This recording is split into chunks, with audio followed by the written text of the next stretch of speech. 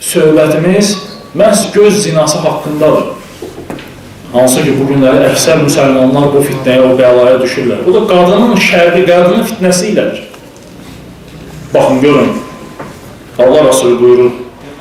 Siz deyil qadınlar, Allah Resulü buyurur ki,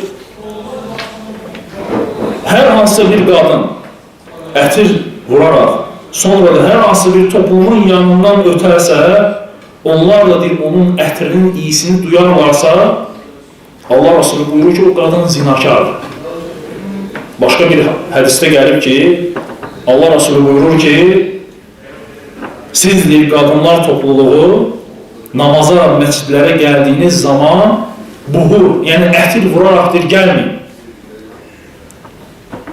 Və başqa bir rəvayətdə gəlib ki, ətirləndikdən sonra ətirinin iyisini hiss etdirmək üçün məscidə girən qadının cənabətdən qüsul aldığı kimi qüsul etməyədir, onun namazı qəbul olunmazdır. Yəni, alimlər izah edirlər. Necə olur ki, qadın Allah Resulü burada zinakar adlandırdı, ətri vurub çölə çıxan.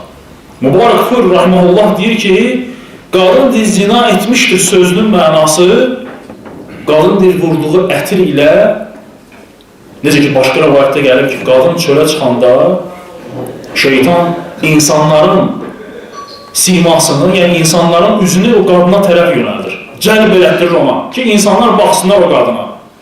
Və qadın da ətirləndikdə, o toplumun yanından keçdikdə, o ətirinin iyisini onlara hiss etdirdikdə, bu kişilərdə şəhvətin oyanmasına səbəb olur. Və qadın səbəb olur ki, o kişilər ona baxır, həm özləri günah qazanır və həmçinin özü günah qazanır. Ona görə şəriət qadına ətirləməyi evində ərinin yanında icazə verir. Çölə ətirlənib çıxmağa icazə verməyib.